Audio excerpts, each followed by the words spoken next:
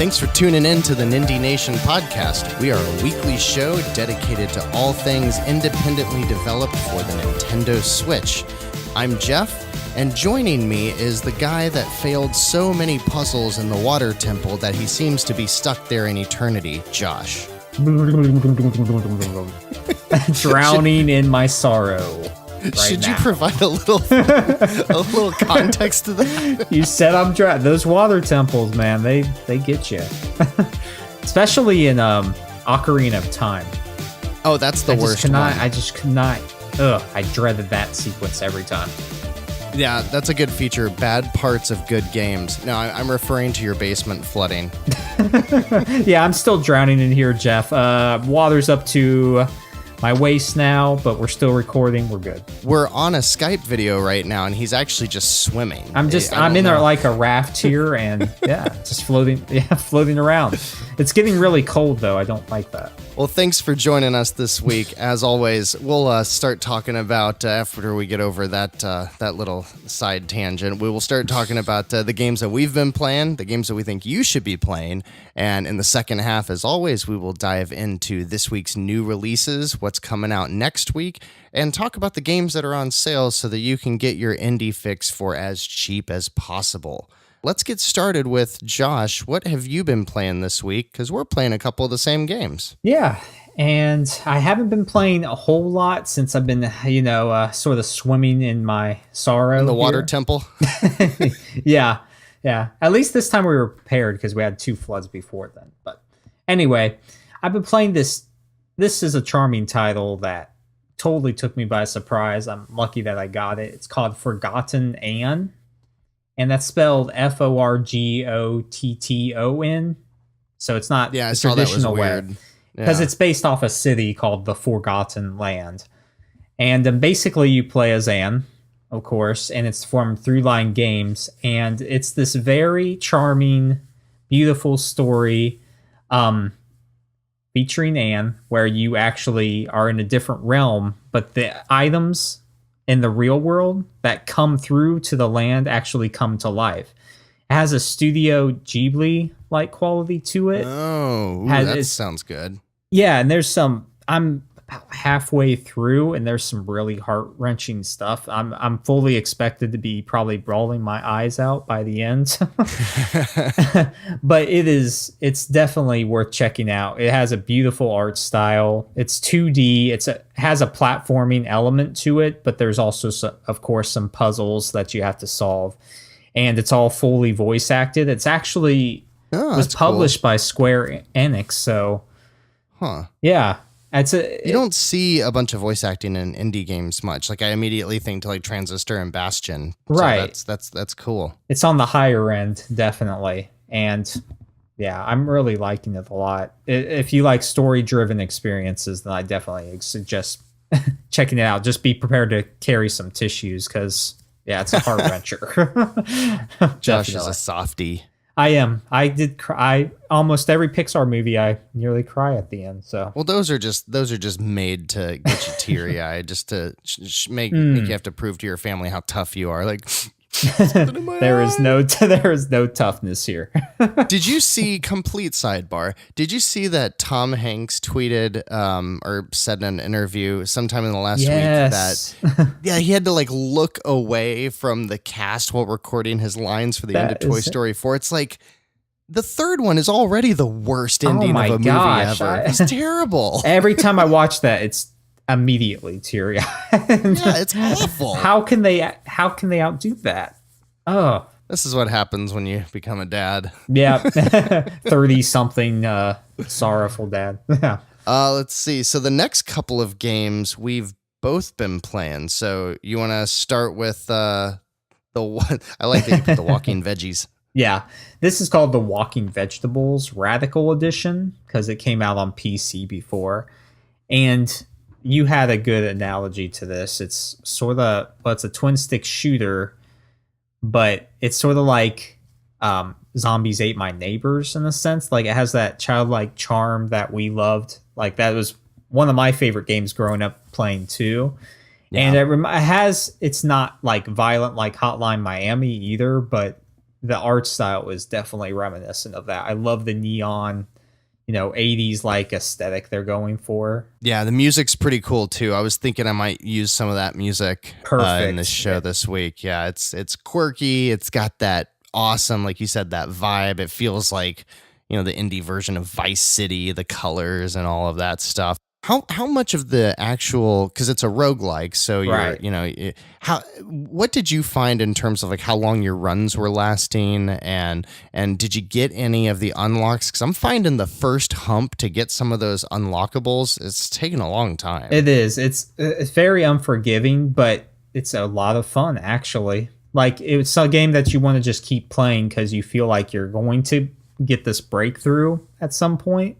Yeah. Because you get a pretty steady gift of like different weapons to use, and yeah, I'm enjoying it. It's just I wish that I haven't made it through all the zones in the city, so I can't talk for that. I think my longest run was right at an hour, and Yeah, I've been making it like half an hour. I just had a good, that's how all these games are, it's like Dead Cells or Nuclear Throne or any of these. Like you can take 10 runs in a row where you're making it like 5, 6, 7, 10 minutes, and then you get that one. And I had a couple of those awesome runs that were taking me over an hour. I think I did get out of the main area. It's kind of this game, I will say, the reason I don't really remember is because I started it up at maybe 11:30 one night, and I was up until like 2:30 playing it. I just really hooked Has me. an addictive quality. Yeah. Yeah, I kept thinking, oh, I'm going to die soon, so I don't need to worry about it. But no, I mean, I just kept plugging along. And have you noticed that when you get close to dying, that the music changes and all of that? It's like at that like Tetris type effect. No pun intended. Yeah. Tetris effect. Screen goes a little haywire a little bit. Yeah. I really like that. I really recommend this game. I thought it was a blast. I'm still playing it. It's and it's only developed by like 2 or 3 people. Merge Games. Yeah. They've got a cool YouTube page. I would suggest checking it out. The developers do lots of just, iPhone in hand, doing a dev diary. And there's a cool video from a few months ago where they both announce it's going to come to the Switch and also give a tour of their new studio. And it's really cool to see, since we focus on indie devs, that you could see the pride. They have personality in their game. Yeah. It bleeds all over the game. There's a passion there. Yeah, it really does. It was just so cool to see them like, and this is our first studio. And it's, like the size of 2 bedrooms next to each other with a couple of desks. And that's how it is. I mean, yeah, you can see like it's the equivalent of a band on tour eating hot dogs and living out of the van, passion. That's really cool. And that's what makes indie games so awesome. Yep, I agree. It's a definitely awesome indie scene that we're in. So music and video games. But moving on. Next, we both been playing Shadow of the Loot Box. And I finished this game last night. It's not very long, I hear. So I've gone through the first castle like tutorial part sort of thing. Made it out there. And so I'll probably finish it next day or two. But yeah, it takes on the concept of loot boxes to the next level to an almost frustrating degree. Wouldn't you say? Like it's poking fun at it. So it has that fun factor, but at the same time it's also delving into it. Did you change the difficulty on it? No, I think I just started with... I would strongly recommend bumping it down to easy. I noticed the enemies, yes, enemies seem to be bullet sponges. They are bullet sponges, and they are nothing more than palette swaps. Let me restart. So, Shadow of Loot Box. Have you noticed that there's no the in the name? That was my bad. They purposefully did that, and that's kind of a call out to something that happens later in the game. I didn't notice it until last night. I was like, there's a typo in the title of the game, and I'm pretty sure it is developed by a single person. Okay. I think Shadow of Loot Box is the worst video game I have ever played. And I think that is exactly what the developer intended. And as such, it is essentially an essay on everything that is wrong with video games. And it is sarcastic, it is tongue-in-cheek. And I think if you come into it more from the perspective of like the Stanley Parable, or almost more like a walking simulator. It is a first-person shooter. It does have mechanics. None of them are very good, which I think is by design. I will say my only actual criticism of the game that I think is an oversight on their part, not intentional, is the aiming in the game. I spend so much time messing with the sensitivity, and I just never got it to feel good. I agree, yeah. The game in itself, I think I'm going to spoil a little bit of it. So if you think you're going to get it, and I don't think it's anything big. So, and it stuff that made me like the game more and keep playing. It does start as your enemies are loot boxes, and the game loves to tell you that you can't do X or Y unless you spend money, and it fakes out like how you're spending money and stuff. As you progress through the game, it doesn't just tackle microtransactions and loot boxes. It tackles crafting systems. It tackles online DRM. It tackles communities and survival sims. There is an early access level that you get by buying premium DLC. And this is all, you're not really spending money. This is all just tongue-in-cheek in the game. Right.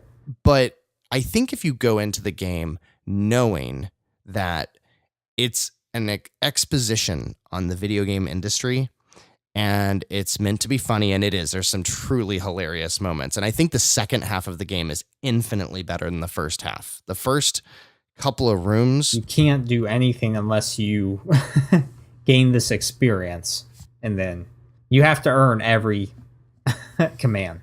But I will say there are probably like level 1, 2, and maybe 4 or 5 are genuinely frustratingly hard. And I think it's an oversight because of the controls. And I think they leaned so hard into making it frustrating that it actually kind of works against it.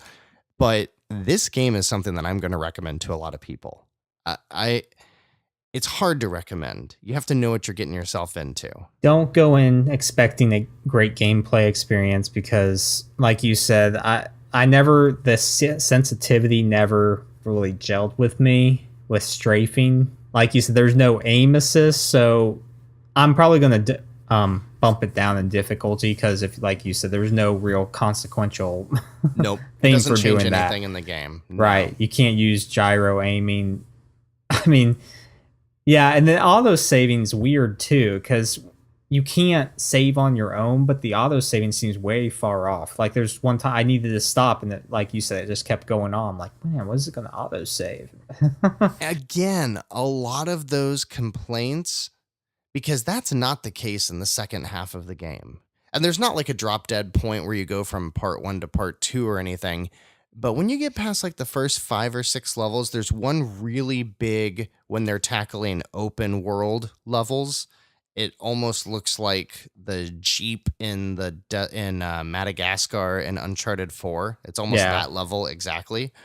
That level takes a long time, but it gives you a lot of checkpoints. And once that's done, saving and checkpoints were never something that concerned me in the game. So, the impression that the game left on me was a lot different than the initial front. But I remember that first couple of levels were brutal. It was like a lot of people will give up to it. It's not, like you said, it's not going to get good ratings, but you can't go into it expecting that.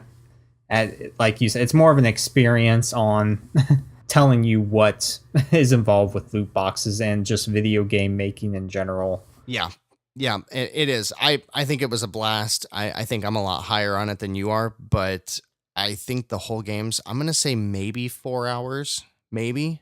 Yeah, it's not long. That's what I hear. How much is it? Because we both got a code. I think it's $5. I think, like you said, we need more games like this, just with the narrative to tell. Yes, I agree. I do recommend the game as long as you know what you're getting into. There you go. Let's see. So that's everything that we're playing together. That's what you're playing. I've got one more to hit on, as I've been gushing over Skyforce Reloaded for the last couple of weeks. I picked up Skyforce Anniversary because I thought it was so interesting that right as I was, all high and mighty about Reloaded, they released Anniversary. And I know I told the story last week of how we got to this point. But I wanted to take a minute to point out the two because I would expect that Skyforce Anniversary is going to get more spotlight being a new release. I want to be very clear that if you are interested in this game, Reloaded is the one to get. Okay. Anniversary is a little worse on performance. It doesn't have quite as deep progression, and it's a lot harder. There's a lot more grinding that doesn't pay off as well. It just in general, Reloaded balances everything and makes it a better gameplay experience. Even if Anniversary is $10 and Reloaded is $15, I still say go with Reloaded. So that's really all there is to say about it. Does it have the same mechanics as far as leveling up? Yeah, it does, but it's not nearly as deep. In Reloaded, you can upgrade your main gun. You fill up the bar with 10 little checks, and then you get a second bar and a third bar and a fourth bar. This one, there's only one line for each item. And but it's almost the exact same mechanics. You go into the level, the 4 goals of 70%, 100% of the enemies, rescue all the humans, stay untouched. Those are all the exact same. The levels are different, but they are very samey within themselves. The diversity of levels that you traverse in the game are not nearly as broad as in Reloaded. It really just feels like, okay, we got Skyforce to be the game that we want it to be. And so let's put out Anniversary to put a pin in that game. And then Reloaded was them going back and saying, all right, let's modernize it. Gotcha. That makes sense. Yeah, both good. If Skyforce Reloaded is a 9, Anniversary is an 8. Okay. Yes, Reloaded's great. I'm glad that you recommended that to me. Very addictive. Yeah. Are you still playing it? Yeah, I'm still playing it. I just think I've just unloaded the missiles. So slowly, I'm upgrading my way up there. Yeah, once you unlock the missiles, that helps you get the 100% a lot because it'll pick off the guys that you miss, and it'll help you get out in front of waves of enemies by taking out the first one at the front. Anyways, this is not Skyforce Strategy Guide podcast. We don't think so anyway. So no. Before we get into, because we're a little light on some of the new releases and the sales this week, I was taking a look at the top 15 downloadable games for October and thought we could run through a couple of them because almost all of them are indies. You want to run through the first couple? Yeah, sure. Well, at number 3 sits Undertale. And that should come as no surprise. This is one of those hidden indie secrets that just blew up all of a sudden. And that was the one that just got the Shadow Drop sequel this week, right? Yeah, I don't even know. I'm so confused about what that actually is. I think, is it only on PC or something like that? Yeah, and I think all of that is intentional. This game kind of feels like Cloverfield. You go and see the movie, and the whole point is to not tell anybody about it so that they know what it is when they go see it. Yeah. I feel like there's a lot of that with Undertale. The game does not look good at all, even with the art style. No, it's kind of gross. Yeah, I know, that's what I'm thinking. But then everybody just the story underneath, I think, is what's really the selling point. Just the game mechanics in general. I've played through about half of it on the PS4. I don't have it for the Switch. But okay, so you did play some of it. And yeah, I were played still some kind of of it. lukewarm. Yeah, I know Jared Petty said that the game doesn't start until you beat it the first time. Oh, it's one of those deals. Yeah. But coming in at number 4, Overcooked, the first one. The next one at number 5 is your favorite, right? Binding of Isaac. I'm glad that's making a comeback up there. That's pretty awesome. Number 6, you have Overcooked 2. So probably most people are picking up Overcooked, then picking up Overcooked 2 to ride upon Yeah, that. it was on sale quite a bit last week. After that, we've got Stardew Valley, which was the 7th best-selling game on the Switch digitally. Number 9. Yes, Hollow Knight. And that should be higher. That should be like number 1, probably. I still haven't played that one. I still haven't played it. I think I need to. I need to play The Messenger and Mark of the Ninja. Those are the 2 main Nindies that I'm going to buy once I have some extra money. Yeah. I think Hollow Knight. I already bought Hollow Knight. I just haven't booted it up yet, and I'm just feeling I've played a lot of 2D side scroller or Metroidvania style games. I'm kind of waiting until I'm in the mood for it again. Sure. Does Minecraft count as an indie? I mean, it was an indie. It now was it's owned by then, Microsoft. Yeah, when Mohame went to Microsoft, I don't think we should count it anymore. All right, you're out of here, Minecraft. 11 is sort of an oddball. Bald Boy. I've never played that. Maybe it's a great game. Who knows? We can't really talk to it. The next one, The Way Remastered. I played this. It's actually a remaster of a classic game, adventure style game, and I thought it was okay. Some of it's very antiquated in its mechanics, but there's a good story underneath it all. And rounding out the list at the 13th best-selling game of a reminder of the top 15 games is Dead Cells. And I love to see that it came out in August, right? Yeah. August. Glad to see that it is still hanging on there in the top charts so much later. That Motion Twin deserves all of the credit and all of the success for that game. Yeah, that's a game I want to actually buy on the Switch because I have it for PS4, but I think it'd just be much better on the Switch. Well, I guess we will get to new releases now. This is on 11.9. These are games that we forgot to talk about. As soon as you hear this podcast, Forgotten Am will be out. You heard my thoughts earlier, so I definitely think it's worth picking up. And then we have Saboteur, which looks like sort of a ninja action type of game. Looks pretty cool. So that's coming out on the 9th as well.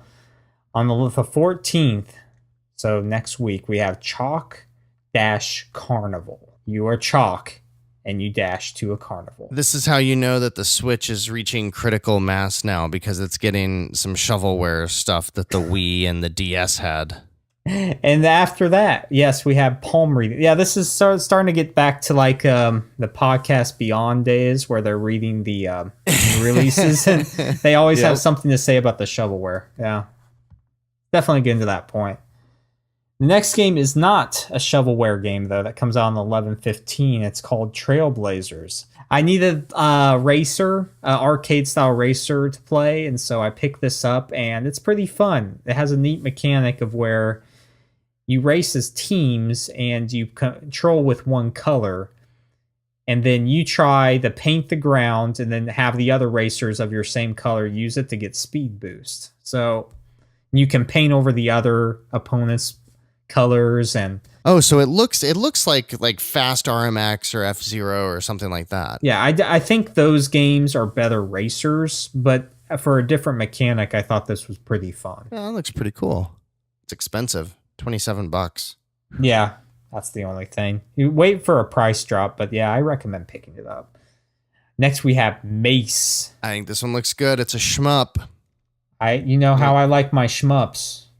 It looks like it's a shmup, but instead of the single-use special attacks, it's got a cooldown system, and I love me a combat system that has cooldown. And I'm sure the interface looks like Diablo. It has a cool art style, too. It looks more modern. $4. It's not like retro. Yeah.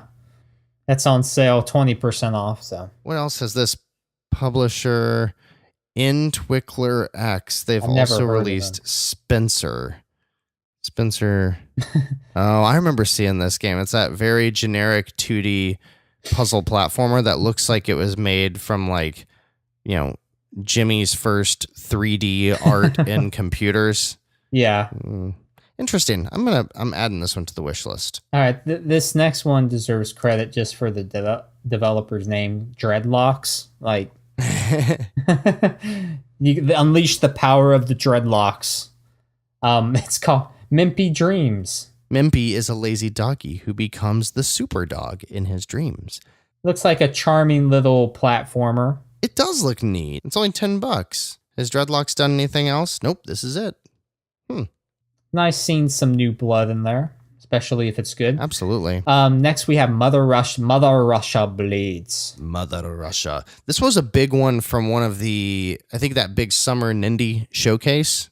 I think this one was featured on this. Actually, I think that was a different game. This one came out a while back on the PS4. I think this is more like a stealth release. It's a beat 'em up brawler, but yeah, like Streets of Rage, Final Fight-esque, but there, of course, as the name implies, there's lots of blood and beating up and people. Russia and Russians. Yes, Russian collusion at its finest. On your Switch, anywhere, anytime. Next, we have Solitaire Battle Royale. And this isn't like your shooting Battle Royale. No, this is with Solitaire. So you can get your Royale on with Solitaire. And did you notice it is only spelled, it's actually not Battle Royale, it's Battle Royal. Yeah.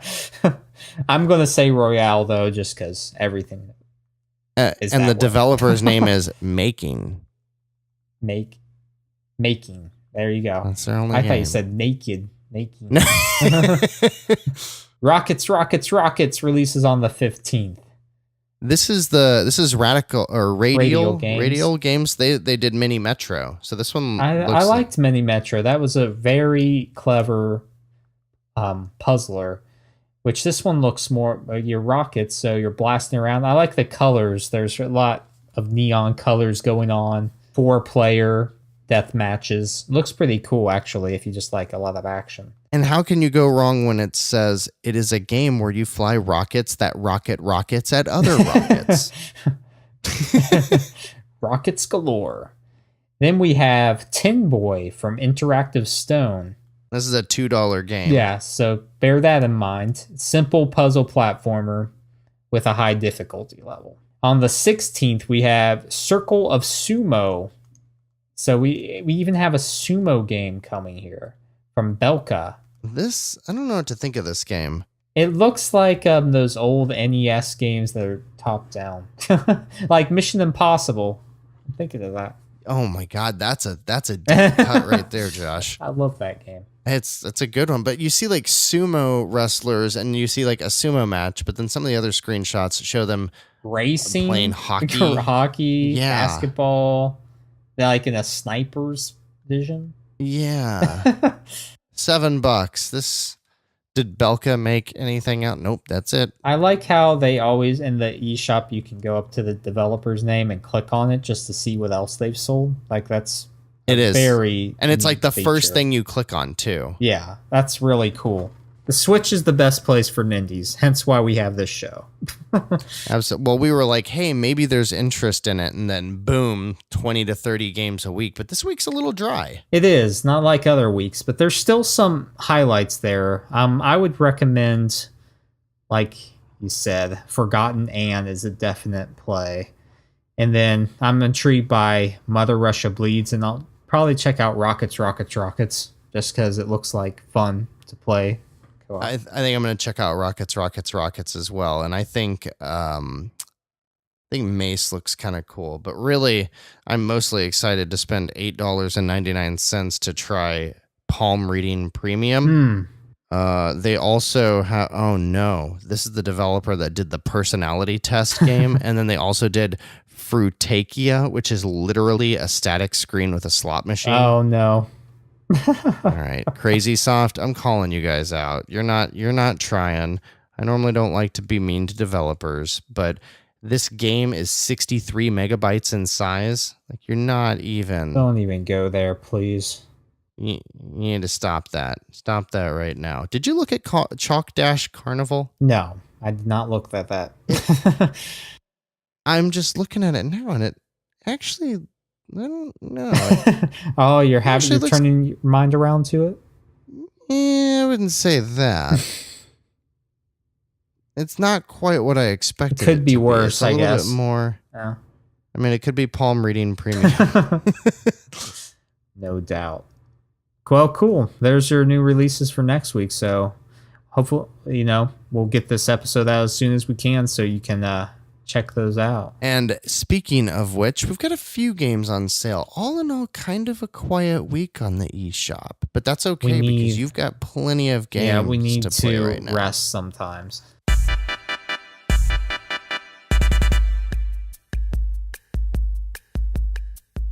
Starting off with, this is a very odd discount.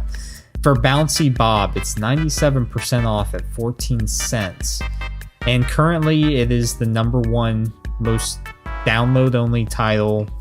And I think it's number 4 or 5, like, overall eShop. So it's a weird one, right? 14 cents. It's almost like one of those you just have to just like, okay, I have extra credit, I might as well just pick it up, But then what happens is the discounts expire and the game is sitting amongst some of the best titles on the platform in the monthly new release or best sellers, and it's sitting there at like $14 or $6 at full price.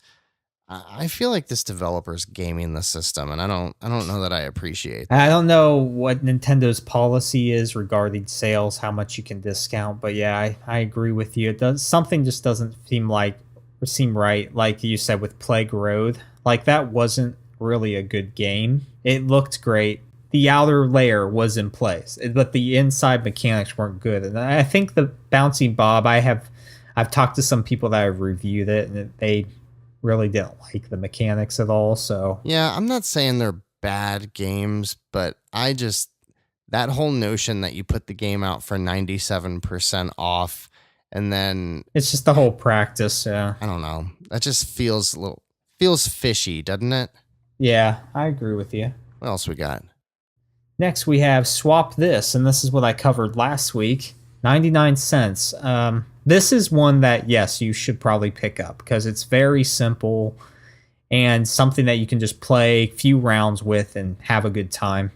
So definitely worth that. Good time waster to keep with you when you're on the go. Exactly. Full Metal Furies, another one I talked about last week, is 25% off for $14.99. And this one comes more recommended, even at that price point. It's fun. 2 questions. Yeah, because we went into detail on this one last week. Is it as good single player, or would you recommend this only if you're going to be able to spend some time co-op? I played mainly single player, and I had fun with it. Okay. Yeah, it's not like your signature brawler where, it's just go to the right and beat up guys. There's a lot of deep mechanics there, and there's a level up system. And, Cellar Door Games, who made Rogue Legacy 2, they know what they're doing. Yeah, I was just wondering because I saw that it was on sale, which I don't know if it was only $15 last week as well. I can't recall. But when I was looking at the description on the eShop, it was very much leaning into being a co-op game. So that made me a little nervous that, it was going to be like 9 parchments where you're not supposed to play the game unless you're playing with other people or something. But that's good. Yeah. That's good to hear. The next one, highly recommended, Runbow, 50% off for $7.49. This is my highlight right here. If you are into good times, pick up this game. It's some of the most fun I've had playing with my kids or with anybody else. When I went up to Troy to see James and the guys from Life of Gaming, we had a blast playing it. So it's a cool game. Is that the one that can be like 8 players? Yeah, it's ridiculous. But it's very easy to follow. You just run and you have to guess where the platforms will be with the colors, and they swap between the different, with a beat, and it's really cool. Very neat. Shadow of the Loot Box. We can't see the sale, but it is on sale right now. It's $7.99 normally, and I think it's discounted down to $5. I think $8 might be a little steep, but $5, I think that's right in the wheelhouse. There you go. You heard our thoughts on it earlier. Pool Panic is 33% off at $9.98, and this was a quirky Adult Swim-like game. You seem to like it. Yeah, I liked it, but there's definitely better titles to be had, but it's fun. Enough. Deep Ones is 33% off at $334. This game is a retro throwback to the Spectrum ZX or the ZX Spectrum games. If you know what I'm talking about when I say that, then this game is probably up your alley. It's like a 2D adventure, maybe like a Metroidvania type of game. I think this one looks really cool. If you like those old styles, similar to how Rare and Rareware made their first like 10 games, this game I think is being developed for the European audience, where that console was a lot more popular. It didn't really ever latch on in the US, but wanted to point that one out because it's, $3.34, and it actually looks pretty neat. Yeah, definitely. And it's got a demo. Oh, even better. Check it out before you even play. Leather Quest Remastered. This is another one that's probably worth the 75% off for $2.99 that it is, because it's like RPG mechanics, but as you go through, the damage you deal is by how complex a word you make is, and I had fun with it when I played it. So the combat system is like Scrabble? Pretty much, yeah. You do damage based on Very cool. how long the word is, how complex, and yeah, I liked it. Dive for Valhalla is 40% at $7.19. Tumblestone is 65%, and I don't know anything about that game, that's why I'm just going over it, so don't think that I don't have. No, Tumblestone is fun. No, I'm talking about Dive for Valhalla. Dive for Valhalla was one of those summer Nindie showcase games, and it is, if I recall correctly, it's a brawler, and I think it got decent reviews. It seemed like a good one to spend some time with. Yeah, and as you said, Tumblestone is 65% off at $5.24. This is a nice little puzzler, too. And it also has a demo, and in the demo you can play 4-player on it. That's neat. It's got a really cool campaign mode as well, so it's not just the same thing over and over if you're playing by yourself. I really recommend it. It's $5.24. That's a great deal for a good puzzle game made by an indie studio that also made The Bridge, the recent release. That's a good one. Yeah. 3/4 Home is 75% at $2.24. And I played this. It is a very short experience, but it's another one of those that has a great story narrative. And there's not much gameplay. It's probably one of those games you're just going to play once. You can make choices based on the dialogue that you make, but it's a pretty neat. And then we have Lickspia for 50% off, $4.99. I never played this, but it looks pretty cool, as you're like a guy, like it has a Angry Birds like deal to it, where you're throwing a spear, you pull back, let it go, and try to hit whatever you're trying to hit. Yeah, I thought that one looked neat. Yeah. Butcher is $4.99. That's 50% off as well. And this is like a retro 2D shooter. I haven't played it, but from the looks of it, it's been getting good reviews, so wanted to highlight that. And then Bleed and Bleed 2. Bleed 2 is 70% off at $4.49. I'm not sure about Bleed, but it's discounted too. You can get both games together for even less, I think. And I recommend these because they're great shooters. You actually fire with the shoulder buttons and jump with them as well, which seems a little weird, but it actually works very well. Usually that means that it's a pretty fast-paced game that is keeping your thumbs otherwise occupied. Yes. Like, is it pretty fast? A lot of locomotion? A lot of locomotion. It's, jump from one point to the other, just quick successions. So cool. I recommend. Yeah, there actually are some really good sales there. This might be the week that I go back and dive into Hollow Knight. Because, there's some good stuff out there. But, when I'm looking at this, I think I'm excited for Mace next week. I don't know if there's any sales that I'm really, really super excited for this week. And that's okay. We need a down week every once in a while. We need a break. Do want to also say Brawlhalla is now out, and that's a free-to-play. I booted it up for a few minutes, messed around with it, and, it's a fun game. It's not too bad. I haven't really dove into what the microtransactions look like, but a new demo out there for you if you wanna try it out. The other thing to note is that a lot of games go on sale throughout the week, and we try to point those out on our Facebook and Twitter and stuff whenever possible.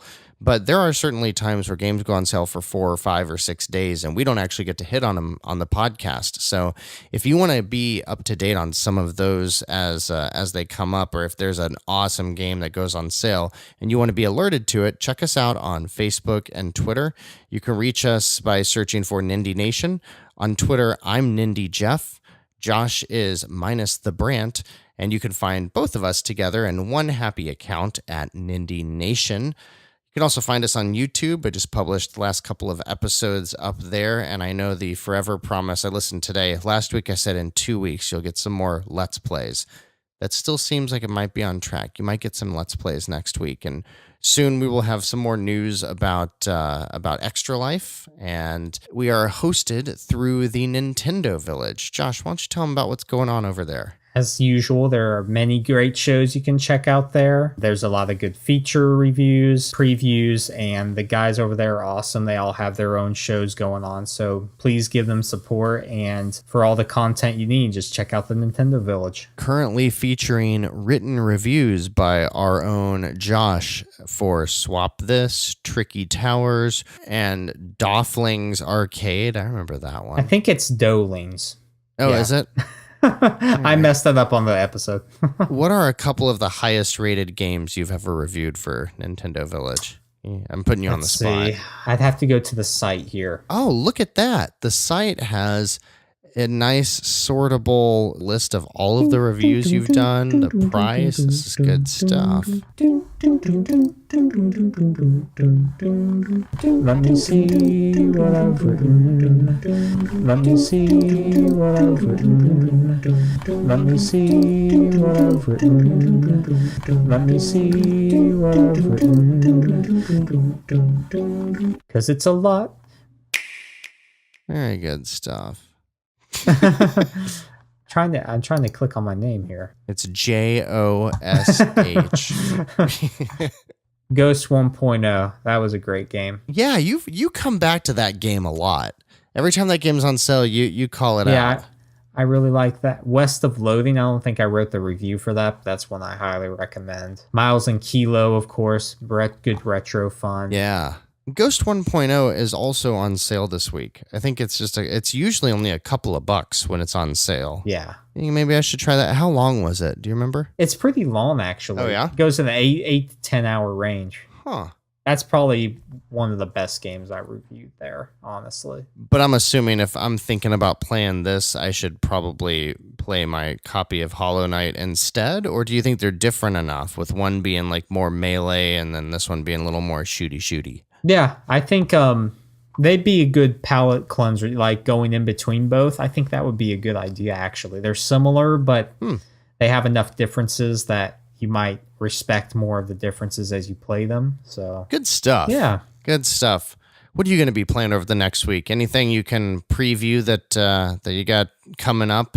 I forgot to hit on this game, but the Bug Butcher, that's one I'm covering. Oh, yeah, I saw that one. Yeah, it's I'll hit on more of that later. I've been playing it. NDA. Embargo it. The Shape-Shifting Detective. That's an FMV title.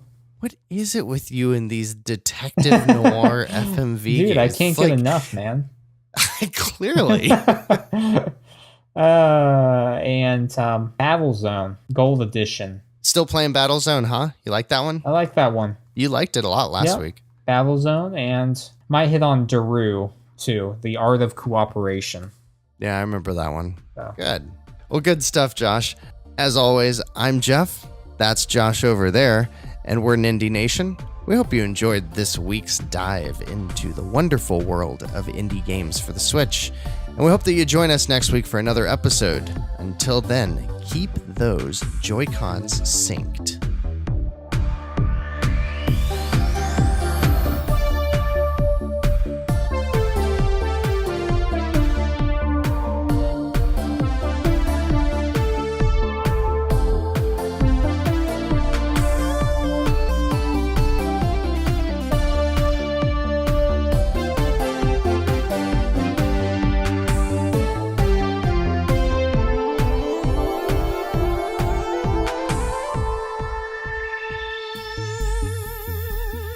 Josh?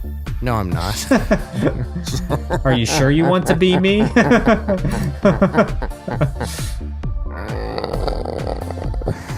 I was reading the wrong part of the sentence.